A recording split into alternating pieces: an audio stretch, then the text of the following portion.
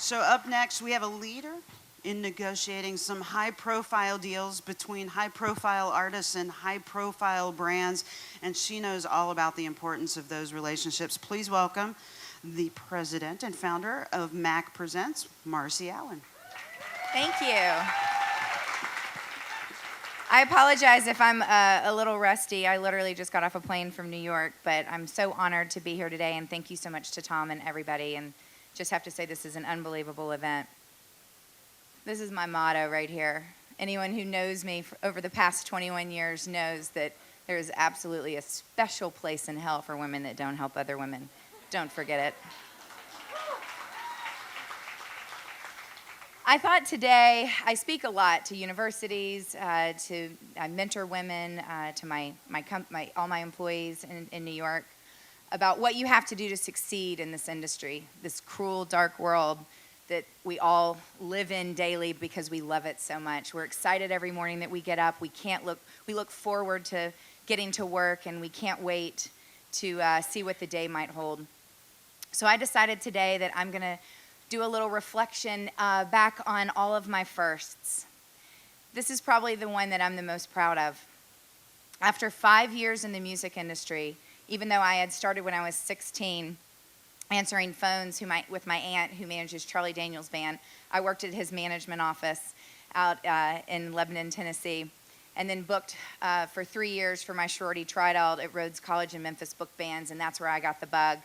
I knew that I wanted to be in the music industry. I moved up to DC for a summer internship, Cellar Door, Live Nation, and never went back to college. Was offered director of marketing at the age of 21, working on shows in Baltimore and DC, working as Brian O'Connell's assistant, working as Jeff Gordon's assistant, a lot of names I'm sure you guys have heard. They're all at Live Nation. And I was one of 2 women in the office. But I held my own because you never back down. I ended up, after Dave Williams sold the company to Robert Sillerman and SFX, I moved back to Nashville, Tennessee in 1997, where I was an assistant at William Morris Endeavor for Rob Beckham. Unbelievable time in my life, but at the age of 25, making $17,000 a year, I realized that I had nothing to lose. I had $300 in my checking account. I lived on the same street as my dad, and I went and I told my dad that I wanted to start a company. He gave me his credit card. I went and I bought a fax machine. For those of you that don't know in this room, that's something that you actually get offers from colleges and festivals when you're booking. And after just breaking up with a guy who told me that I was never going to succeed in the music industry, that I needed to lose some weight, that he was not going to allow me to get a dog, the first thing I did was put his shit on the front porch and went and got a dog. I know you like that, baby. My aunt didn't talk to me for a year because she hated him. So this is my first office. Wasn't pretty. My dining room table with the gingham, the gingham tablecloth that my grandmother who raised me gave me. Told me she said it was going to be good luck for me. That was my dog, Maddie, who I named after my company. Marcie Allen does booking. And that was my first employee, Maddie.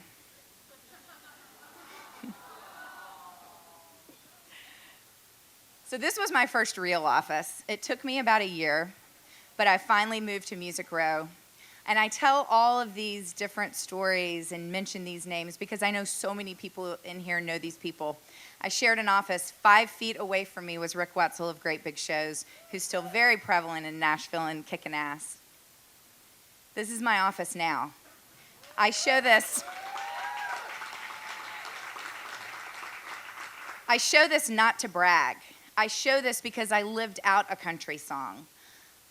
In 2009, found out my husband was cheating on me, packed up a truck in the snow with my dog Maddie and my other dog Boots, and drove to New York City because I had a dream. I knew that in order for me to succeed in selling sponsorships and taking my company, MAC Presents, which I had started in 2004, that I needed to go to the next level. And the only way to do that was to pick myself up, dust myself off, quit pouting, quit feeling sorry for myself, quit feeling bad every time I ran into one of my grandmother's friends in Kroger who said, "I heard what happened. I'm so sorry your husband cheated on you." Moved to New York City, where usually the first thing out of my mouth was, "My husband cheated on me," And everyone would say, that's great, who cares? Welcome to New York City. It was an unbelievable time in my life. I was free. I thought, I'm never moving back to Nashville. This is it. So what happens? 2 weeks later, I reconnect with my 7th grade sweetheart, and now we're married. Hey, honey.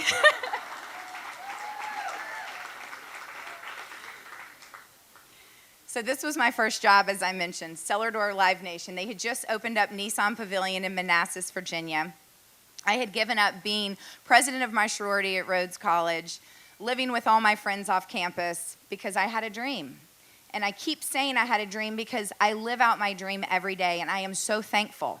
I'm not saying that it's easy.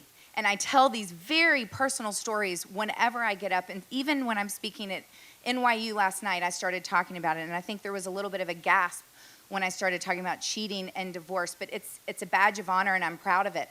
I learned how to love, I learned how to get hurt, and I learned how to pick myself up and move on. Thank you.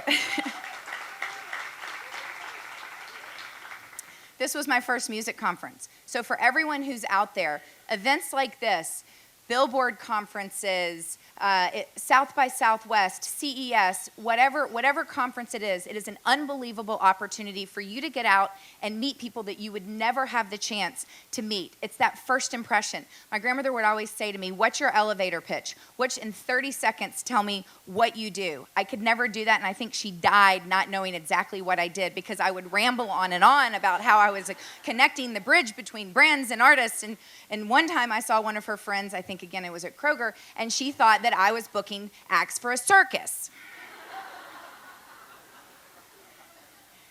This was the first music festival I booked, and I love this story because I was working in my dining room when I got a phone call from a man named Steve Rahaj, and he said, I'm going to do this music festival. It was August 15th, 1999. I said, great, who are the bands you have? He goes, well, I don't have any bands, but I have a festival site, and I have a name, and I have a logo. So I flew up to New York, won the business, and literally 2 months later, we did Voodoo Music Festival, and ended up booking that for 3 years in New Orleans. After that, thank you. After that, I realized I had the bug. I didn't want to work for someone else. People say sometimes I don't always work well in the sandbox with others. So what do? I went back to my trusted family who's been with me every step of the way. Went to my Aunt Bibi, went to my dad, and said, I'm going to start a festival in Atlanta, Georgia. Now, if you knew anything about Atlanta, Georgia in 2001, this is 5 years after the bombing in Centennial Olympic Park. No one went to downtown Atlanta after 5 o'clock. I got in my car, didn't have much money, drove down there, pitched the park, which was state-owned, why they needed to give me the park for free, because I was going to work with this radio station, 99X, Leslie Fram, and we were going to bring free music to Atlanta for 12 weeks, every Friday night. So when we did 90,000 people with John Mayer, I think the city of Atlanta realized we were onto something.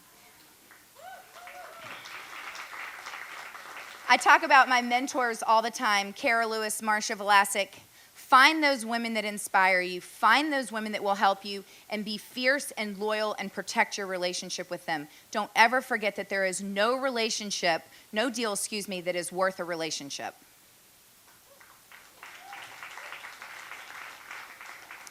I want to talk about my family because it means the world to me. My sister's here tonight, my husband, my Aunt Bibi, and Jody Hall, who's my COO and has been with me since 1999.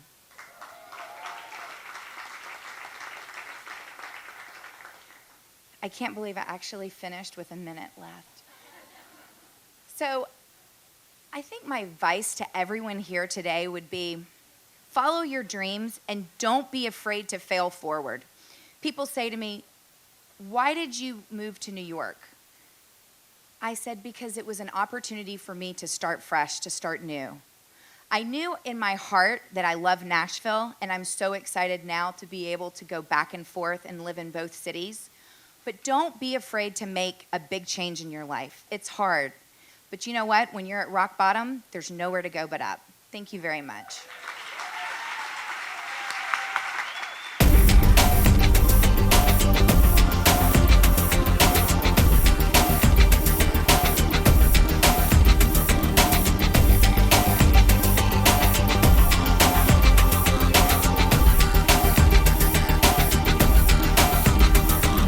Time to come together.